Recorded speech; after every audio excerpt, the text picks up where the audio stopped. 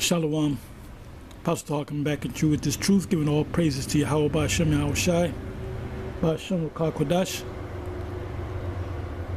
And I'm going to do another breakdown, Revelation, the 9th chapter.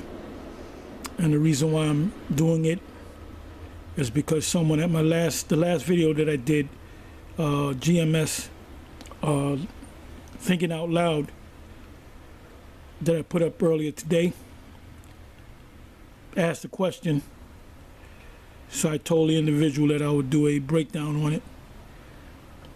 So here we are. And that's the spirit too, because there's been a lot of individuals outside of myself, handful of individuals that's been doing breakdowns on the different prophetic books of the Bible.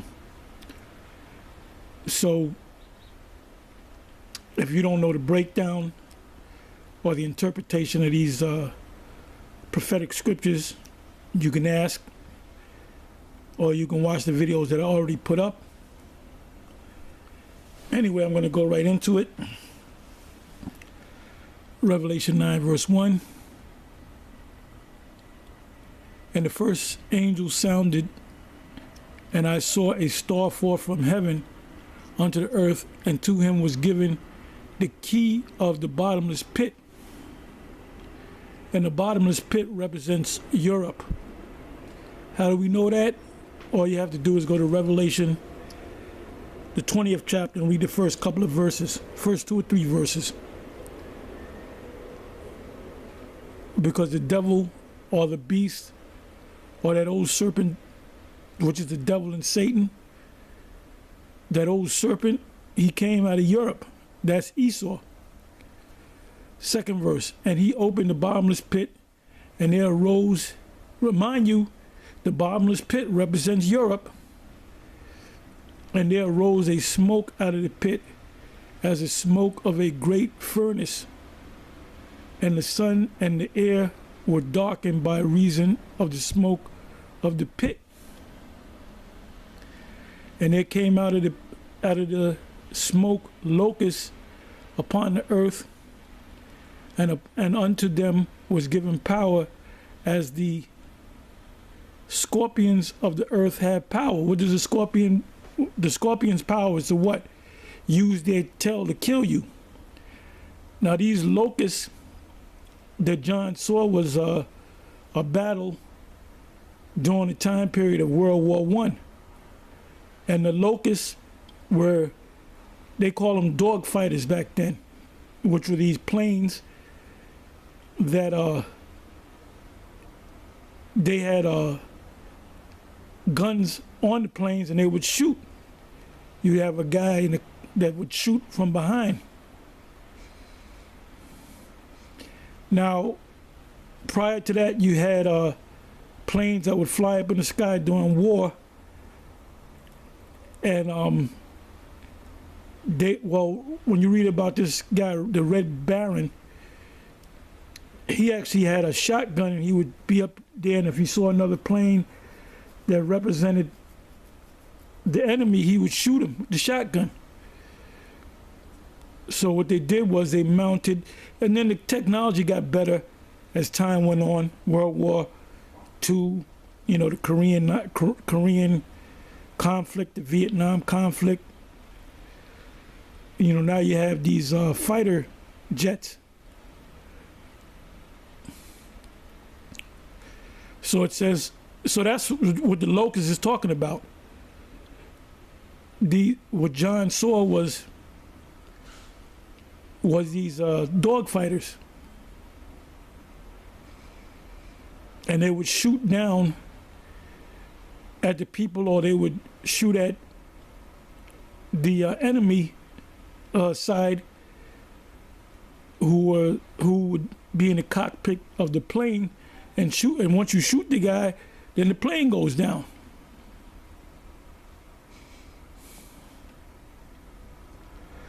So this right here is talking about World War I that John, the apostle, saw, and it was commanded them that they should not hurt the grass of the earth, neither any green thing, neither any tree, but only those men which have not the seal of the Most High in their foreheads.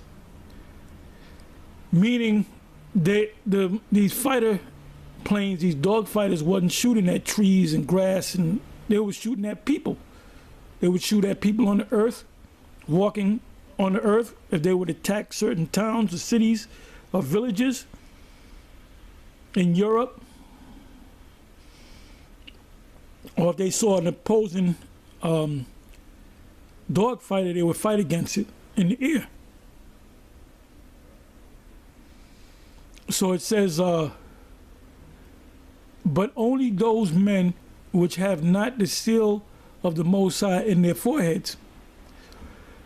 So the ones that have the seal of the Most High in their foreheads would be an Israelite man that will give birth to a son, and that son will give birth to another son, and that son will give birth to another son, and that would be one of us if we are one of the true elect of the Most High.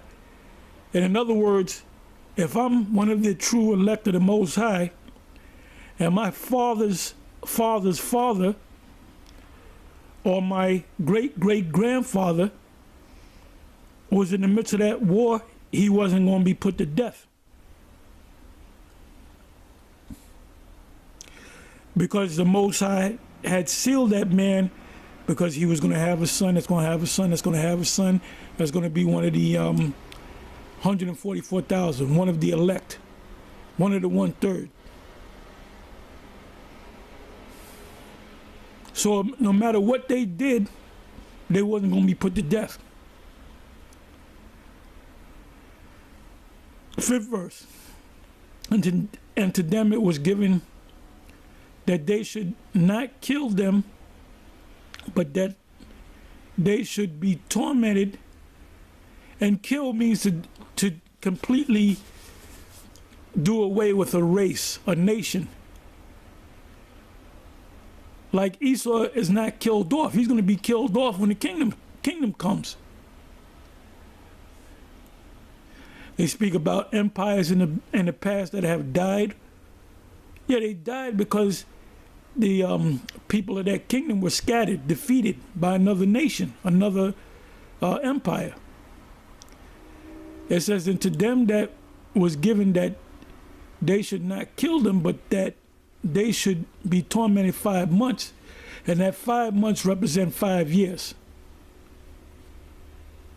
From 1914 to 1919, World War I. And their torment was as the torment of a scorpion when he striketh a man. Now, when a scorpion strikes you with his tail, you die.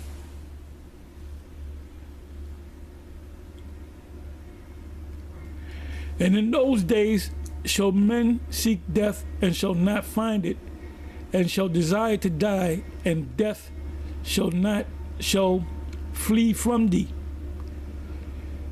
Now, that's referring to in World War II, and even when you go back to the Civil War, you know, in the Revolutionary War, they didn't have the penicillin and the painkillers that we have today.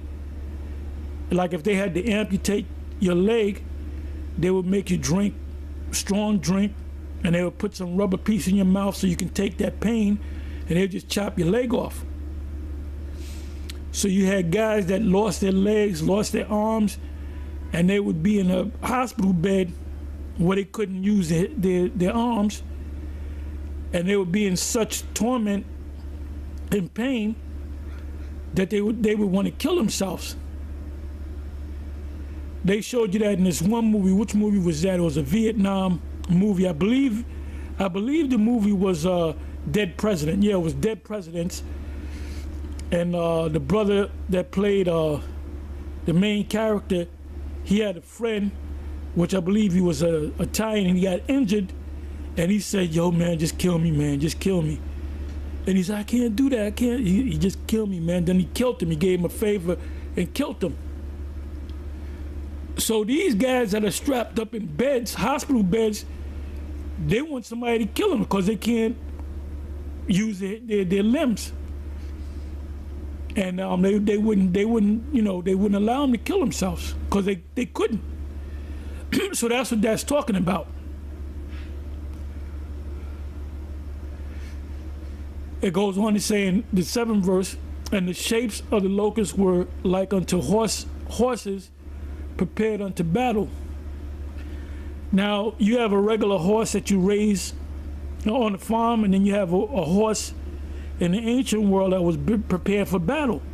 So what did they do? They would put armor on that horse. They would put extra leather on that horse, so that the rider, the way you would get to the rider, you can kill the horse, and then the horse is without a rider. So it was like a war horse. It says the shape of the locusts were like unto horses prepared unto battle, and on their heads were as it were crowns like gold. Now what the Germans wore were these helmets that were silver or gold. So John saw it as a crown on their head, which it was a crown on their head. It said like gold, and their faces were as the faces of men. And they had hair as the hair of women, and their teeth were as the teeth of lions. The hair as the hair of women. If you go back to World War I and you check out pictures of the military, German military, they were the higher ranking officers, and I believe most of them, I had a book on that. They would wear that helmet, and on the top of the helmet, the shiny helmet, whether it be gold or silver, it would be something that looked like hair coming out of the top of it. So that's what John saw. And the teeth represent the bullets that come out of the plane. It says 8th verse, and they had hair as the hair of woman, and their teeth, meaning what John saw, he saw the plane, and he saw the man in the cockpit with a helmet on, with hair coming out of the top of the helmet.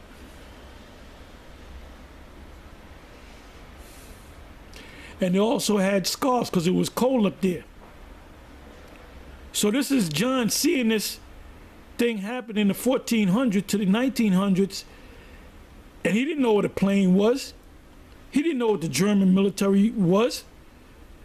So he described it the way he saw it.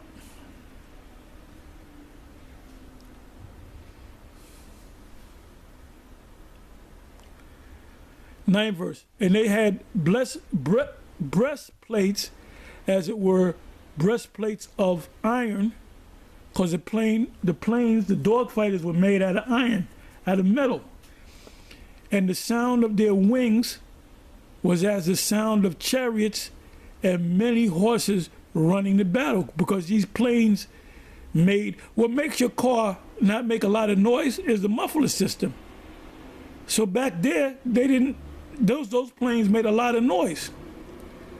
Now a modern plane has a muffler system equivalent to a car.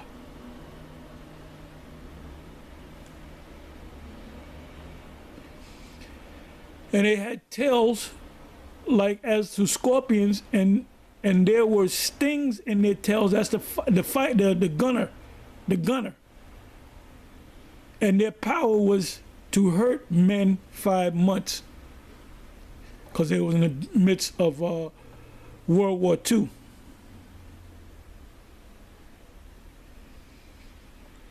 Eleventh verse, and they had a king over them, which is the king of the bottomless pit. Now that king represents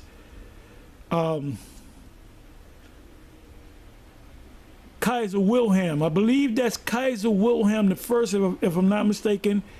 It's either Kaiser Wilhelm the First or Kaiser Wilhelm the Second, which the word Kaiser means Caesar, German way of saying Caesar, which means king. Which, by the way, he was connected to the royal family, so-called royal family out of England. So if you do the research, you look up World War I, you put in the word Kaiser Wilhelm, because he was a head man in Germany at that time. It says 11 verse again, and they had a king over them, which is the angel. Now, angel just means messenger. You can be a man and be labeled as an angel. That's in Revelation, the 12th chapter, where it says Michael fought and his angels fought against the dragon and his angels. Now, we know that the dragon is not a monster, a sea monster or whatever, that it represents Esau. And the angels represent their troops.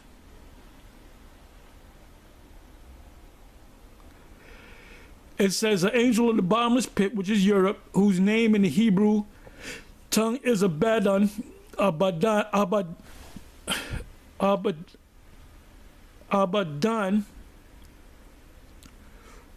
which means destroyer. But in the Greek tongue, he have his name Apollyon, which means destroyer. One woe was past, and behold, there come two woes more hereafter, which that one woe represents the First World War.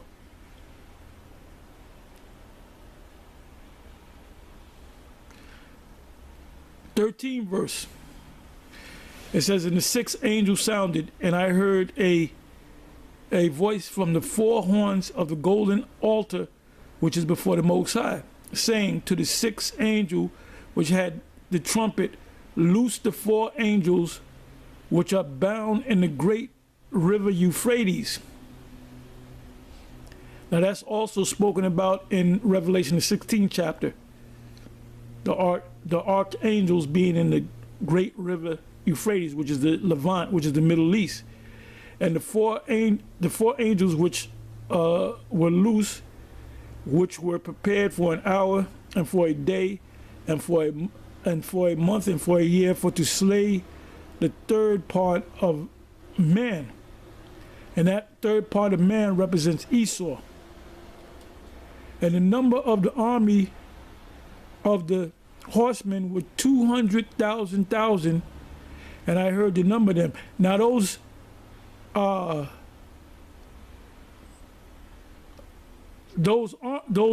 army that John saw, he saw missiles.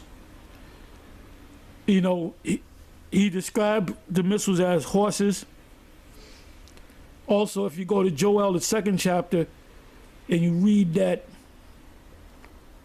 army, that wasn't talking about a physical army of men, that was talking about the missiles.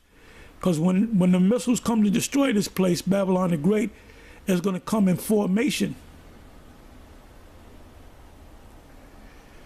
16 verse again, and the number of the army of the horsemen were 200,000, which is 200 million, and I heard the number of them. Because you have these missiles, but you have multiple warheads inside of the head of the missile. And thus I saw the horses in the vision, and them that sat on them having breastplates of fire and jacinth and brimstone, and the heads of the horses were as the heads of lions, and out of their mouths issued fire and smoke and brimstone. Now we know that an actual lion doesn't breathe fire. So the fact that he referred to the heads of lions, meaning the multiple warheads in the cone of the missile, if you will. And out of their mouths issued fire and smoke and brimstone. That's the warheads.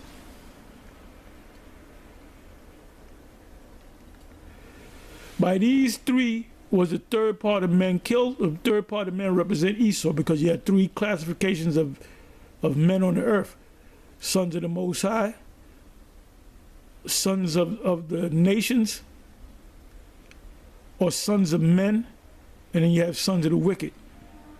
Esau's system is going to be destroyed. His system is going to be destroyed. Are there going to be Edomites left on the earth? Yeah, because we're going to have to enslave them by the fire and by the smoke and by the brimstone which issued out of their mouths, for their power is in their mouth and in their tails. The mouth represents the multiple warheads. The tails represent the delivery system, which is the whole ICBM missile.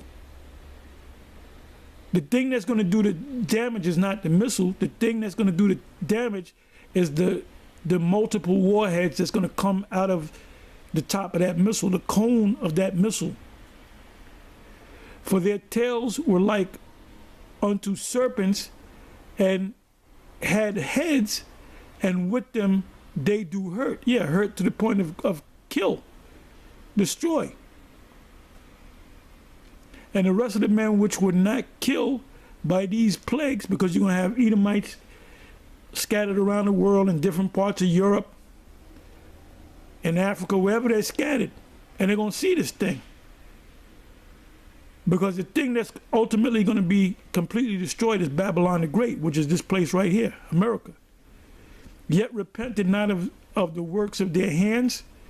In other words, Esau is going to be popping shit, and we're going to come down with spiritual power, and we're going to fuck them up. And the ones that resist will be destroyed, and the rest of them will be shackled up, and they're going into slavery. It says that they should not worship devils and idols of gold and silver and brass and stone and of wood, which neither can see nor hear nor walk. Now, in a nutshell, that's talking about their religion. They're going to run to the Roman Catholic Church and this church and in that church, and they're going to run to them idols. It said, neither repented they of their murders. Esau will tell you in a minute, I didn't do nothing. Nor of their sorcery, nor of their witchcraft. The power that they have is from the left-hand side. Nor of their fornication, nor of their thefts. And fornication, the word fornication, you have a spiritual fornication and you have a physical fornication when you commit adultery, and that's what Esau does. Esau doesn't pass laws to criminalize people that commit adultery. There's no laws on the book. The adultery goes on every day here in America. So they don't pass laws on that. And the law of adultery is to put the man and the female to death, the male and the female to death. It says, nor of their thefts. Because they stole everything. So they're going to deny. But eventually, they're going to get beat down so bad that they're going to have no choice to submit. And then after 1,000 years of slavery, we're going to gather them all together and we're going to do away with them. Anyway, with that, I'm going to say shalom.